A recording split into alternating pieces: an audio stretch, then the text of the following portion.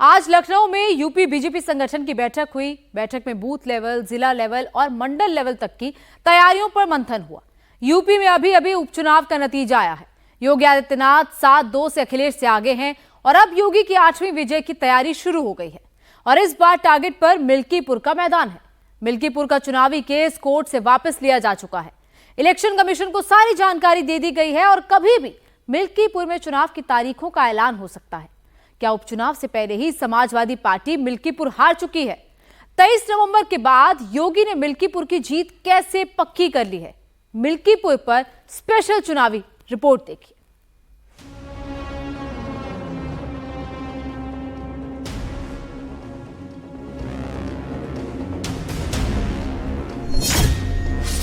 सात 2 के नतीजे ने 27 का पूरा समीकरण बदल दिया है। अब यूपी में 2027 से पहले आखिरी उपचुनाव होने वाला है। उपचुनाव का आखिरी घमासान मिल्कीपुर में होगा। फैजाबाद के सांसद और मिल्कीपुर के पूर्व विधायक अवधेश प्रसाद खुद मिशन मिल्कीपुर की बात कर रहे हैं। मिल्कीपुर में साइकिल की रफ्तार के लिए धड़ाधड़ उद्घाटन और शिलान्यास कर रहे हैं। आप मिशन मिल्कीपुर की बात कर रहे हैं, शिलान्यास और उद्घाटन कर रहे हैं। बीजेपी कह रहे हैं कि 7-2 का नतीजा आया है, इसके बाद तो समाजवादी पार्टी बैकफुट पर है। कैसे जीतेंगे मिल्कीपुर? ऐसा है, योगी बाबा या उनके मंत्री जो जा रहे हैं, उन्होंने कहा कि सब मंत्री पहुंच जाए। तो क्या मंत्री जो है जाएंगे लखनऊ से वोट का बोरा भर के? योगी बाबा 7 बार गए तो क्या वोट लेकर गए? या जिस दिन वोट पड़ेगा तो क्या वोट का बोरा खोल देंगे? नहीं खोल पाएंगे। वोट हमारे पास है, हमारी नाते रिश्तेदारी है, हमें चाहने वाले सभी वर्गों के लोग हैं, हमारी धरती है। पास ही है, 50 किलोमीटर दूरी है। वो योगी जी ने खुद जिम्मेदारी संभाली थी उसकी और वो जीत गए। इसका असर नहीं पड़ेगा वहाँ? कुछ नहीं, उसका क्या असर पड़ेगा? क्या असर पड़ेगा भाई? उसका क्या असर पड़ा? क्या अयोध्या पे असर पड़ा? हमारे प्रधानमंत्री जी रोड शो किए थे और तमाम वो किए थे, क्या असर पड़ा? बोलिए। कोई असर नहीं पड़ेगा। कोई असर पड़ा? नहीं पड़ा। अब 1000 खान से नहीं जीता हम, 55-60 हजार वोट से जीता हूं। और आज चुनाव जीतने के बाद हमारा वोट ग्राफ बढ़ा है, हमारी लोकप्रियता और लोगों में विश्वसनीयता मेरे प्रति बढ़ी है। दुनिया की तो ताकत अयोध्या में अब समाजवादी पार्टी का, अखिलेश यादव का, अवधेश प्रसाद का पैर उखाड़ नहीं पाएगी। मिशन मिल्कीपुर का ब्लूप्रिंट योगी ने भी बना लिया है। योगी ने सरकार और संगठन दोनों को मिल्कीपुर के मैदान में उतार दिया है। उपचुनाव से पहले मिल्कीपुर की जिम्मेदारी 4 नेताओं को दी गई थी। अब नतीजों के बाद 5वां नाम भी जुड़ गया है। योगी के मिशन मिल्कीपुर में जेपीएस राठौर को भी जोड़ा गया है। जेपीएस राठौर योगी सरकार में सहकारिता मंत्री हैं। संगठन में काम करने का लंबा अनुभव है। कुंदरकी में बीजेपी की जीत में भी केपीएस राठौर का अहम रोल है। मिल्कीपुर चुनाव से जुड़ा हर फैसला सीधे योगी आदित्यनाथ ले रहे हैं, क्योंकि मिल्कीपुर में जीत की जिम्मेदारी सीधे योगी आदित्यनाथ की है। मिल्कीपुर से कटहरी की दूरी 68 किलोमीटर है। उपचुनाव में कटहरी की जिम्मेदारी भी योगी आदित्यनाथ के पास ही थी। योगी ने कुंदरकी का इतिहास बदल दिया। कटहरी में 33 साल बाद कमल खिला। मिल्कीपुर का उपचुनाव 2027 से पहले समाजवादी पार्टी के पास कमबैक करने का आखिरी मौका है। मिल्कीपुर के उपचुनाव में 27 से पहले अखिलेश यादव का फाइनल प्रहार होगा। इसका एहसास योगी आदित्यनाथ को भी है और अखिलेश यादव को भी। उपचुनाव के नतीजों में लोगों को स्कोर नजर आया। 7-2 से बीजेपी जीती। अखिलेश यादव को 9 में से सिर्फ 2 सीटें मिली। लेकिन जो लोग चुनाव लड़ते हैं और जो चुनाव की तैयारी करते हैं, वहां नतीजों को ऐसे नहीं देखा जाता, उसमें कुछ और देखा जाता है। इस उपचुनाव की सबसे बड़ी बात रही कि ओबीसी दलित वोट का ट्रांसफर समाजवादी पार्टी में जाने से रुका, जबकि समाजवादी पार्टी का कोर वोट हिल गया। यादव और मुस्लिम वोट का रिवर्स ट्रांसफर बीजेपी में हो गया। क्या यही वजह है कि मिल्कीपुर चुनाव से समाजवादी पार्टी घबरा रही है?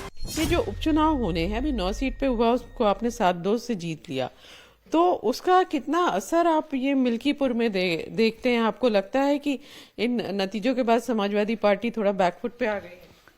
देखिए, आप भी ये महसूस करती होंगी कि जिस तरीके से पार्लियामेंट के चुनाव ने एक नया टॉनिक विपक्ष को देने का काम किया था, बड़ा उछल कूद शुरू कर दी थी, ऐसा लग रहा था 27 में सीएम बन गए।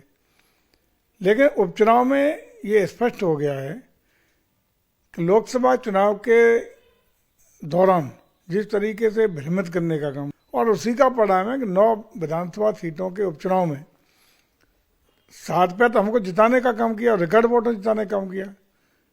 खासकर 2 सीटें जो बची उस पर भी आप देखिए मंत्र परिषद, जिस तरीके से हम लोग 2022 में करहल का विधानसभा लगभग 68,000 वोट से हमारे प्रत्याशी उस समय पीछे रहे थे, इसमें मात्र 14,000 का डिफरेंस रह गया। हम लोग जीतते जीतते जीत के किनारे तक पहुंचे। तो जो 2 हम लोग हारे भी हैं, उनमें भी मत प्रतिशत बहुत जबरदस्त बढ़ा है। इसका मतलब साफ है कि जनता उस भ्रमित स्थिति से उबर गई है और पुनः एक बार उन्होंने अब मोदी जी और योगी जी की नीतियों, जन कल्याणकारी योजनाओं और प्रदेश के उभरते हुए स्वरूप के लिए कानून व्यवस्था के लिए अपना अनुमोदन देने का काम कर दिया है। पहले 10 सीट पे उपचुनाव होने थे, तो जो मुख्यमंत्री योगी आदित्यनाथ ने सब मंत्रियों को जिम्मेदारी दी थी, तो और खुद जो है कटेरी और मिल्कीपुर की जिम्मेदारी ली थी। कटेरी वहां से 50 किलोमीटर दूर है। जिस तरह से वहां बीजेपी जीती, और वो जीत आपको लगता है कि इधर आएगी अयोध्या की तरफ? निश्चित रूप से अयोध्या में मिल्कीपुर हम लोग प्रचंड बहुमत से जीतने जा रहे हैं। बिल्कुल एक तरफा चुनाव होगा और भारतीय जनता पार्टी को प्रचंड जीत मिलने की पूरी संभावना बलवती हुई है और इसमें अब कोई शंका और संशय नहीं है। अखिलेश यादव भले ही चुनाव में पीडीए की बात कर रहे हैं, लेकिन अखिलेश का कोर फॉर्मूला MY है। लेकिन उपचुनाव में अखिलेश को मुसलमान और यादवों ने भी झटका दिया है।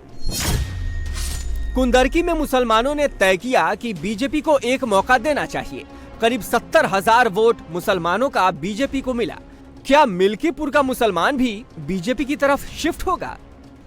योगी जी का ये कहना कि हम उसके तर्ज पर चुनाव लड़ेंगे, कुंदरकी के, भूल जाएं बाबा, भूल जाएं बाबा। बाबा अगर मिल्कीपुर में जमानत अगर बचा लेंगे तो समझ लीजिए इस धरती पर कोई अजीब ही बात हो जाएगी। अगर जमीनत अगर जमानत बचा लेंगे, अगर जमानत बचा लेंगे तो बहुत बड़ा करिश्मा होगा। करहल के उपचुनाव से भी पता चला कि अब यादव सैफई परिवार से आगे भी देख रहे हैं। करहल में 30,000 से ज्यादा यादवों का वोट बीजेपी को ट्रांसफर हुआ है। मिल्कीपुर में यादव वोट 65,000 है। क्या मिल्कीपुर में यादव भी खेला करेगा? उपचुनाव में जितना मैंने देखा नजदीक से, जो प्रभार पार्टी की ओर से मुझे मिला था, तो वहां भी 30% से ज्यादा मत, जो कभी विभाजित नहीं हुआ, एक तरफा समाजवादी पार्टी करता था, इस बार हमारे पार्टी के पक्ष में मिला है। अब यादव भी इनसे दूर हो रहा है कि ये केवल पीडीए के नाम पर पिछड़ों का इस्तेमाल, हम सब का इस्तेमाल, खासकर यादव का इस्तेमाल केवल अपनी स्वार्थ सिद्धि के लिए करते हैं, राजनीतिक रूप से संदेश देने के लिए करते हैं। लेकिन असली पीडीए इनका सैफई परिवार के अलावा कहीं नहीं है, इसलिए अब वो भी इनसे दूर भाग रहा है। 30% से एवं यादव समाज भारतीय जनता पार्टी को, करहल जो इनका गढ़ है, जहां से अखिलेश जी स्वयं एमएलए थे, इनकी सीट पर भारतीय जनता पार्टी के पक्ष में अभी के उपचुनाव मिला है। योगी ने उपचुनाव में अपनी रणनीति से यूपी का पूरा खेल बदल दिया है। अब जिसको यूपी में चुनाव जीतना है, उसको इसी हिसाब से अपनी रणनीति बनानी होगी। मिल्कीपुर में कौन आगे निकल रहा है और कौन उपचुनाव से पहले डरा हुआ है, इसका अंदाजा आप पार्टियों की लाइन लेंथ से लगा सकते हैं। जब से यूपी के नतीजे आए हैं, तब से समाजवादी पार्टी सिर्फ आरोप लगा रही है, नतीजों पर सवाल उठा रही है। लेकिन योगी का चुनाव 23 नवंबर को खत्म नहीं हुआ। योगी आदित्यनाथ नतीजों के बाद भी रुके नहीं। योगी के लिए 9 सीटों के नतीजों से चुनाव खत्म नहीं हुआ। योगी नतीजों के बाद से ही मिल्कीपुर में जीत का प्लान बनाने लगे। 25 नवंबर को योगी आदित्यनाथ मिल्कीपुर के दौरे पर थे। 29 नवंबर को सीएम आवास पर मिल्कीपुर को लेकर मंथन हुआ। अब 5 दिसंबर को फिर से योगी आदित्यनाथ मिल्कीपुर का दौरा कर सकते हैं। यूपी उपचुनाव में बीजेपी का जो बड़ा फर्क दिखा, उसके पीछे योगी आदित्यनाथ का नाम और उनकी मेहनत थी। उपचुनाव में अखिलेश ने जब प्रचार शुरू किया, तब तक योगी आदित्यनाथ चुनाव में लीड बना चुके थे। यही कुछ अब मिल्कीपुर में हो रहा है। अखिलेश यादव अभी तक मिल्कीपुर नहीं गए हैं, क्योंकि मिल्कीपुर का रास्ता अयोध्या होकर जाता है।